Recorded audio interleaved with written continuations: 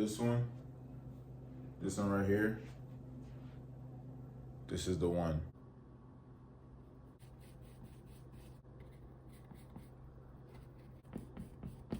Calling it right now.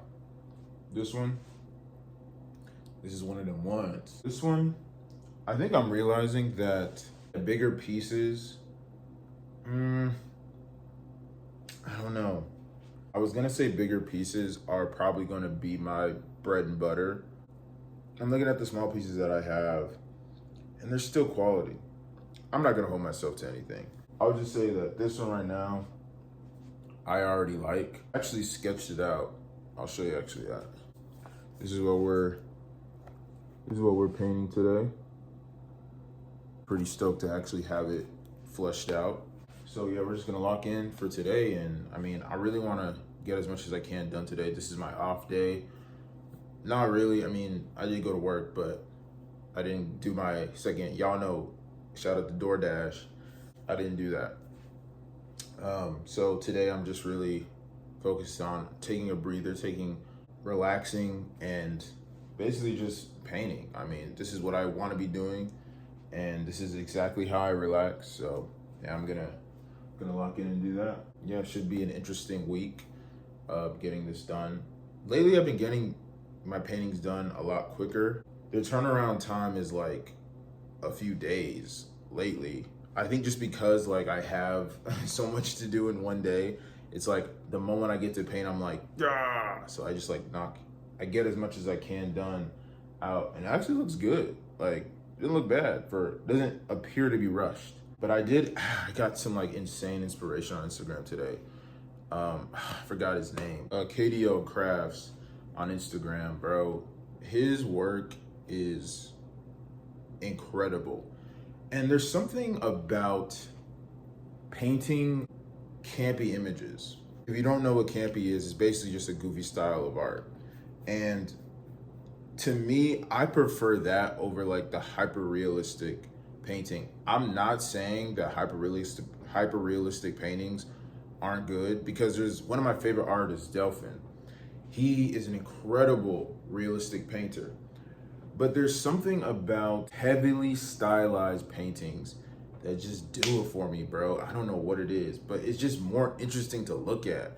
And I like when things look purposefully ugly, but you can tell the painter and the artist still understands anatomy, still understands proportions, still understands perspective, you know. They just have manipulated so much that it intentionally looks bad, or intentionally looks campy. That's kind of what I've been that's the kind of the style that I've always been drawn towards. I don't necessarily know if I think, to me personally, all the paintings that I've done, well, I would say most of the paintings that I've done, I personally love, because it's literally been projected from my brain onto the canvas. And so, or at least some of them have. And I'm hoping that this one is too. Like this piece right here, this piece is one of my top 3 paintings, just because I had imagined it for like so long, and I got it done, and it came out exactly how I wanted it to come out. Yeah, we're gonna lock in on this painting and see if we can get inspired. See if we can, I don't just, because the sketch depicted essentially the base of the painting that I'm gonna be doing. But I kind of want to get experimental with this one. Maybe, I know I said in my last video that I didn't want to, or I was trying to switch from just eclectic looking imagery and transition into more meaningful paintings. But I still want to bring that element of eclectic stylization into this piece. So yeah, enough chatting, enough yapping. Let's lock in.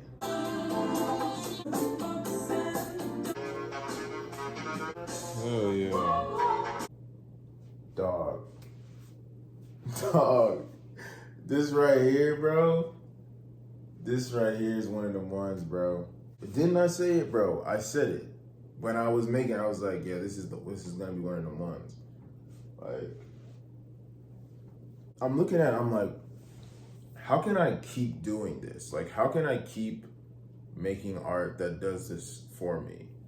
Because the piece that I just finished, I don't think it's bad, but it doesn't give me this feeling. And this is like, I don't know how to explain it, but it's just something about it just makes it feel so fulfilling and just like pleasing to look at. And I don't know if it's because it's a bigger canvas.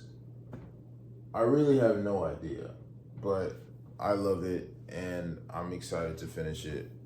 And I just wanted to come on here. Let me move this around. Yeah, I just want to come on here and tell you this is where I left off for the night. I'm gonna try to finish it. I think I should have it done in like a day or two, because I mean I spent like hours finishing, like not even that long. Like I spent like a couple hours like working on this. This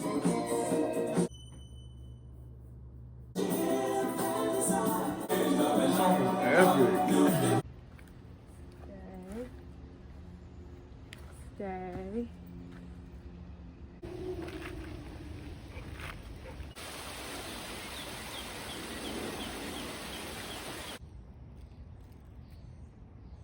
How's it going, buddy?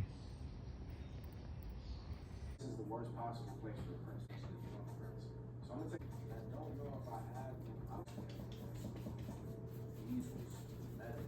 Bro, real talk. I feel like I only have probably 3 pieces that I'm like, yeah, this belongs in a gallery. I don't think that my other pieces are bad, but I don't know, man. I just look at the skill level of, I don't know, I look back at my paintings and I think, like, I don't think my older paintings are bad per se, but I feel like I only have like maybe 3 pieces. This one included, so low key 2 pieces that I'm like, yeah, this right here is what I want to show, or at least one that I would be proud to have in a gallery.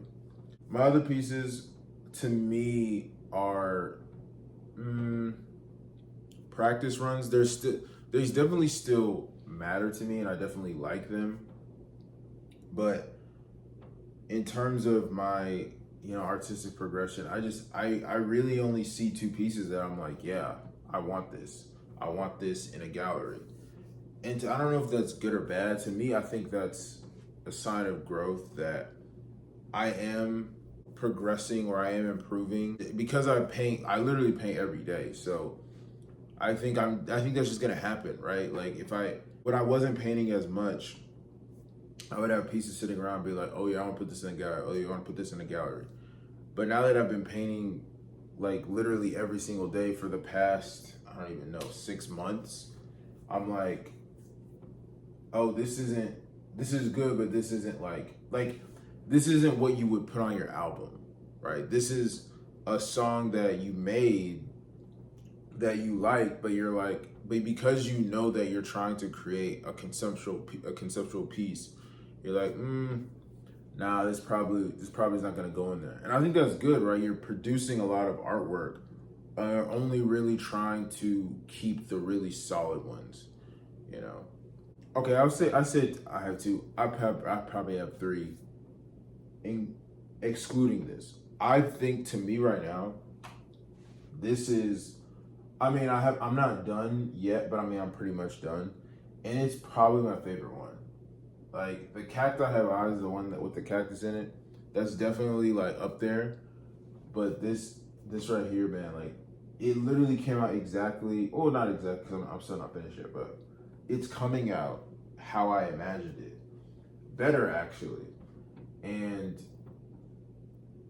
I think to me that's just a testament that like I am improving as an artist. And I think as artists, I think we sometimes take for granted drawing every day, painting every day, making artwork every day, because it is such a creative and almost feeling based process that relies a lot on motivation. It kind of stifles or prevents progress because you're only really painting or drawing or creating when you feel inspired to create. Whereas if you're literally just treating it like, going to the gym, like treating it like a muscle, I think sometimes you can get bogged down because I don't feel like doing this. Because you don't always feel like going to the gym. You don't always feel like painting. You don't always feel like drawing. But like when you just do it anyway, you just can't help but to improve, right? Like if you just go to the gym every day, or if you go to the gym consistently, your body just literally can't do anything but grow, right? Especially if you're progressing overload. When it comes to painting and creating artwork, the more I constantly paint, I'm just gonna come across paintings that I'm like, I see the vision there, but I could probably make this painting better. You know, probably gonna feel like that about this in the next, I don't know, 4 or 5 months. But right now it's like, yeah, I like it a lot. I'm telling you, bro. Favorite piece by far is this. Like, I want this in a gallery, bro. I mean, yeah. I have a lot of thoughts on this piece and the meaning behind it, but I personally don't want to say them. I'll say this. To me, well, this piece for one is called Willie Lynch Theory, which if you know about the Willie Lynch speech, it's essentially a fake speech given by a fictional man called Willie Lynch, who essentially describes the differentiation between different types of slaves and which of those slaves are valued. You can interpret it as trying to divide the enslaved. So whether it's colorism, physique, whether you're in the house or you're in the field, determines your value. So essentially it causes division within slaves. And for me, this piece kind of touches on that. I don't want to go too deep and give my explanation for what it means. I would personally just like for you to see it and come up with your own interpretation of it. But essentially for me, it is about division, why it's important to critique that division. Now, this kind of leads me to my point of what I really wanted to say about this piece.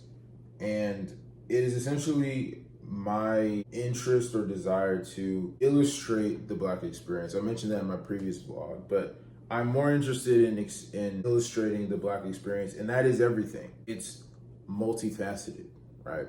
And that's what I'm interested in, illustrating all of it with Black art. We might be afraid to touch on or critique ourselves, right? Our community.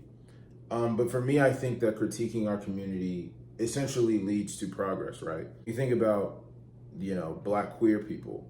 The critique on how the Black community treats Black queer people is important because it essentially points a finger at those that negatively affect Black queer people.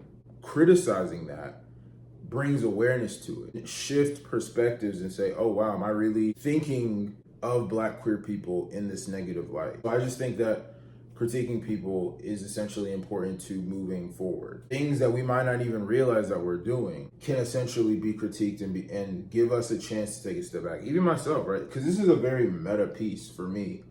And so it's not just about critiquing the Black community, but it's also critiquing myself. Illustrating the Black experience, it's important to illustrate all sides, right? Because I also want to document the funny. I also want to document the whimsy, the dandy, Black dandyism, right? Being Black is multifaceted, like I said. It is an all-encompassing experience, and you have good and you have bad. I want to talk about it all. So this is my version of that. Hopefully you guys like it. I don't actually care. I love it. So that's really what matters. Yeah, that's going to be the end of this vlog. Yeah, this is the piece, and I'll see you in the next video.